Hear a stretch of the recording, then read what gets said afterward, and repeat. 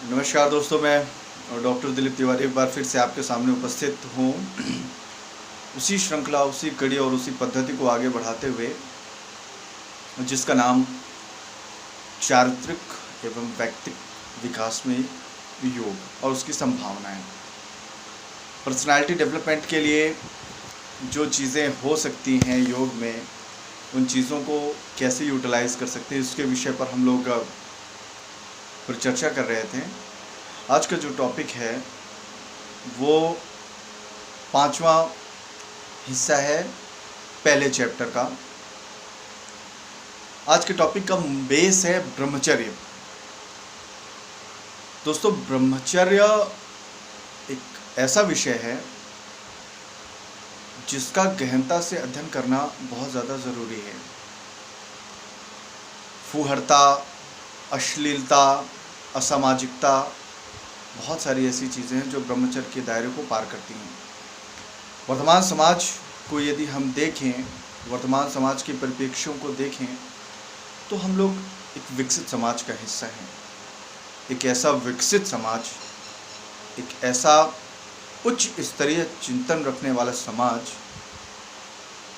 जो अपने परिवार के साथ में बैठकर शुद्ध रूप से किसी सीरियल को नहीं देख सकता। एक ऐसा समाज। वाई? बिकॉज हम लोग डेवलप्ड हैं, विकसित हैं, संभ्रांत हैं, शिक्षित हैं। शिक्षा हम लोगों की कितनी बढ़ गई है कि आज समाज में हम लोग पिता पुत्र, माता पिता, बेटा और माँ, बेटी और पिता, पूरा परिवार यूं एक साथ बैठकर टीवी नहीं देख सकता। परोसी जा रही है हमें अश्लीलता, टीवी चैनल्स के माध्यम से, अन्य माध्यमों से अश्लीलता परोसी जा रही है। रोड में कहीं हम देखते हैं और रास्ते में कहीं हम जा रहे हैं तो देखते हैं छींटाकशी जैसे एक साधारण और आम बात है। कोई विरोध करने वाला नहीं है, कोई उस पर आर्गुमेंट करने वाला नहीं है। देखकर निकल जाते हैं कि भाई ये गलत है, और आपस में हम चर्चा करके अभी चर्चा की और थोड़ी देर बाद भूल गए। है क्या? ब्रह्मचर्य का लोप हो जाना। मित्रों, हम लोग वर्तमान समय में अपनी संस्कृति, अपनी सभ्यता, अपनी सामाजिकता, अपने संस्कार, अपने गुणों को भूलते जा रहे हैं, आधुनिकता में खोते जा रहे हैं। सबसे बड़ी विडंबना यही है। पाश्चात्य जो देश हैं वो हमारी संस्कृति को अपना रहे हैं और हम अपनी संस्कृति और सभ्यता, अपनी ताकत को भूलते जा रहे हैं, बल्कि उनके कल्चर को अपना रहे हैं। संस्कार केवल किताबों की चीज़ रह गई है। ज्ञान केवल बोलने की चीज़ रह गई है। ज्ञान का कोई पिपासु नहीं है, ज्ञान कोई प्राप्त नहीं करना चाहता। ज्ञान उनके लिए एक शूल की तरह, कांटे की तरह है। और जो पढ़ने वाला है वो हर प्रकार की क्रिटिकल कंडीशन में अपने एम, अपने टारगेट को आगे बढ़ाता चाहता है। जो नहीं पढ़ने वाला है उसके लिए 100 ऑप्शंस हैं, 100 समस्याएं हैं। ब्रह्मचर्य को यूं समझें कि केवल ब्रह्मचर्य साधु और सन्यासियों का गहना नहीं है, साधु सन्यासियों का आशीर्वाद नहीं है, और साधु सन्यासियों का एकाधिकार नहीं। बहुत से लोगों की ऐसी मंशा है, बहुत से लोगों का ऐसा मंतव्य है, ऐसा चिंतन है कि ये ब्रह्मचर्य जैसी चीज़ तो केवल साधु और संतों का श्रृंगार है, हम उसको अपने जीवन में क्यों धारण करें? क्या आवश्यकता क्या है, क्या नेसेसरी क्या है? नेसेसरी चीज़ है, it is not utilize to us. ये हमारे लिए योग्य नहीं है, हमारे लायक नहीं है। हम पारिवारिक व्यक्ति हैं, हम सामाजिक व्यक्ति हैं, क्यों इसको हम यूटिलाइज करें? तो दोस्तों, मैं ये बात बतला देना चाहता हूँ कि ऐसी भ्रांति, ऐसी बात बिल्कुल भी नहीं है। ब्रह्मचर्य का केवल ऐसा पर्याय नहीं है कि अपने बिंदु की रक्षा करना, अपने वीर की रक्षा करना, अपनी शक्ति की रक्षा करना, अपनी ऊर्जा की रक्षा करना ही ब्रह्मचर्य कहलाता है। ये वो एस्पेक्ट है, ये वो परिदृश्य है, या यूं कहें ये ब्रह्मचर्य का वो भाग है जो सबके सामने, समाज के सामने प्रस्तुत है। ब्रह्मचर्य इससे भी बड़ा है, इससे भी आगे है। केवल मतलब अपनी शक्ति की रक्षा करना ही ब्रह्मचर्य नहीं कहलाता। ये तो ब्रह्मचर्य का एक पार्ट है, एक हिस्सा है जिसको बहुत से भाग ने यूटिलाइज किया हुआ है, प्रयोग किया हुआ है। तो जो प्रयोग किया हुआ है वो समाज के सामने उपलब्ध है और उसी को हम ब्रह्मचर्य मानते हैं, उसी को हम ब्रह्मचर्य का पूरा स्वरूप मानते हैं। क्या जरूरत है बच्चों को ब्रह्मचर्य धारण करने की? देखिए, अनुशासन बहुत ज्यादा जरूरी है, चाहे वो चरित्र का हो, चाहे वो वीर को रोकना ही ब्रह्मचर्य नहीं माना जा सकता। वीर्य और शक्ति का संरक्षण ब्रह्मचर्य का एक अंग है। बच्चों के लिए क्यों नेसेसरी है? देखिए, यदि आपका बच्चा अपनी शारीरिक ऊर्जा को, शारीरिक शक्ति को, शारीरिक सामर्थ्य को शरीर के अंदर स्थापित करता है तो निश्चित रूप से उसमें ओज, तेज, शक्ति और सामर्थ्य का भाव बढ़ेगा। शायद इस विषय पर कोई माता पिता अपने बच्चों से खुलकर बात नहीं करता है और ये हमारे संस्कार हैं, हमारी सभ्यता है, हमारी विशिष्टता है। परंतु निश्चित रूप से मैं आपसे एक बात खुलकर कहना चाहता हूँ कि हमारी संस्कृति में, हमारी सभ्यता में जो पिछली चीज़ें मैंने बताई थी और जिसकी विषय की आज मैं बात कर रहा हूँ, पूर्वजों के द्वारा या बुजुर्गों के द्वारा बच्चों को ऐसे संस्कार, गुण, ज्ञान दिए जाते थे कि बच्चा इन चीज़ों पर विशेष नियंत्रण रखता था, विशेष संधान करता था, विशेष रूप से इनका पालन करता था, इन नियमावली का। ये संस्कार माने जाते थे हमारे पूर्व समाज में, पूर्व समाज का विशिष्ट हिस्सा थे, इनको पालन ही करना पड़ता था। समाज में आज ये चीज़ें लोपित हो रही हैं। जब समाज में ये चीज़ें बची नहीं, या सामाजिक लोगों ने या फिर हम आप जैसे लोगों ने जब इन चीज़ों को अपने बच्चों को बतलाया नहीं, सिखलाया नहीं या इनसे खुलकर इस विषय में बात नहीं की, तो निश्चित रूप से वो चीज़ उनके लिए अनभिज्ञ रही और उनके मनोरंजन का एक हिस्सा हो जाएगी। तो इसको मनोरंजन का हिस्सा बनने से रोकने के लिए सबसे पहला प्रयास ये होना चाहिए कि बच्चों को उसकी शक्ति और उसकी ऊर्जा के विषय में बताना चाहिए। निषेध है, बिल्कुल स्ट्रिक्टली ब्रह्मचर्य का पालन करना बच्चों के लिए या किसी भी आयु वर्ग के लिए उचित है, सार्थक है। ऐसा नहीं कि ब्रह्मचर्य है तो केवल सन्यासी ही ब्रह्मचर्य धर्म का पालन करे।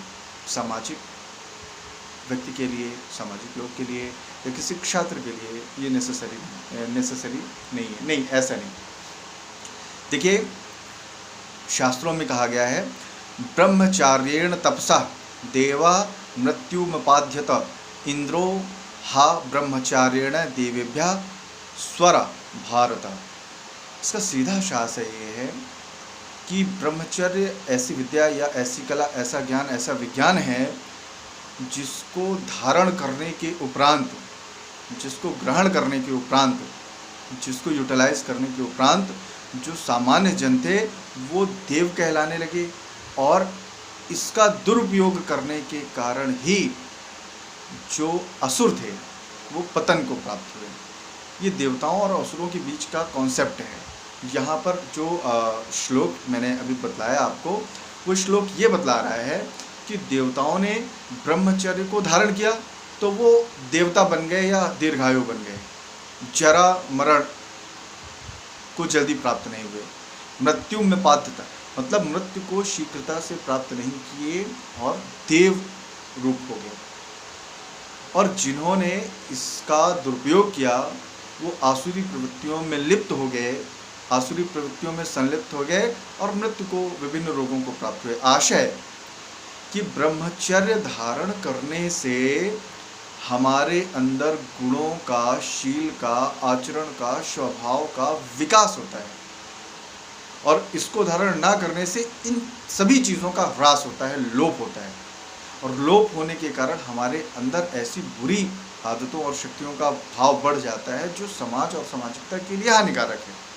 तो इन चीज़ों को हमें अवॉइड करना ही करना चाहिए और अवॉइड करने के लिए हमारे अंदर सामर्थ्य होना चाहिए। वीर रक्षण का सिद्धांत आज का नहीं, पुरातन समय का है। प्राचीन काल से ही वीर रक्षण पर बड़ा जोर दिया जाता था, शारीरिक सामर्थ्य को स्थापित करने के लिए बड़ा जोर दिया जाता था। आज हम वैज्ञानिक दृष्टिकोण से यदि बात करें, देखें तो हमारे शरीर में जो श्वेत रक्त कणिका है वो हमारे शरीर की एंटीबॉडी और हमारे शरीर की क्षमता को दर्शाती है। मज़ेदार बात यह है कि वैज्ञानिकों ने इसके विषय में ऐसा कहा है कि यदि एक व्यक्ति एक दिन में 1 किलो खाना खाता है तो 40 दिन में वो यूँ समझिए कि 1.5 तोला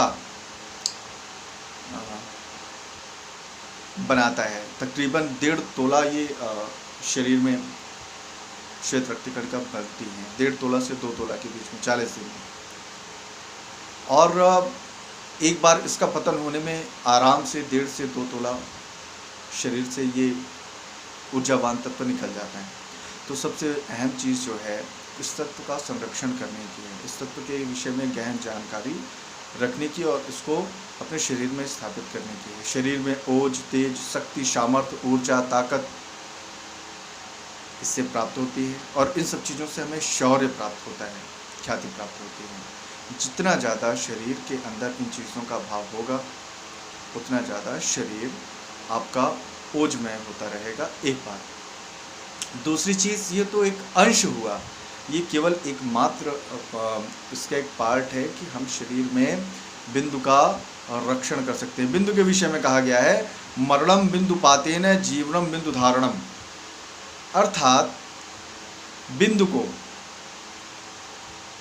पातेन मतलब बिंदु को पतित कर देना, बाहर निकाल देना मृत्यु को शीघ्र धारण करने के समान है, और बिंदु को शरीर में धारण करना जीवन को लंबा करने के समान ही माना जाता है। ये हमारे ग्रंथों का वक्तव्य है, मेरा वक्तव्य नहीं है।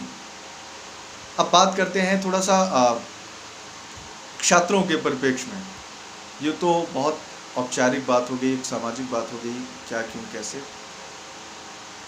बिंदु धारण करना क्षात्रों को और बिंदु के विषय में पूर्ण ज्ञान रखना, इन तमाम प्रकार की कुरीतियों, कुप्रथाओं और दुर्विचारों से दूर रखना, समस्त प्रकार के मैथुनों से दूर रखना, ऐसी कामोद्दीपक गलत बातों को करना, ऐसे दृश्यों को देखना, ऐसे विचारों में मन को संलिप्त रखना या ऐसे व्यक्तित्व के पास ना बैठना जो इस तरह के विचारों या भावों को जन्म देता हो, ऐसी बात करता हो, ऐसे कार्यक्रमों को संपादित करता हो, ऐसे लोगों से दूरी बना लेना, इन सब तमाम चीज़ों से बचना ही ब्रह्मचर्य छात्रों के लिए पहली चीज़ समझना चाहिए। दूसरी जो सबसे ज़रूरी बात है, ब्रह्म आचर्य। ब्रह्म मतलब होता है उच्च या शीर्ष या श्रेष्ठ।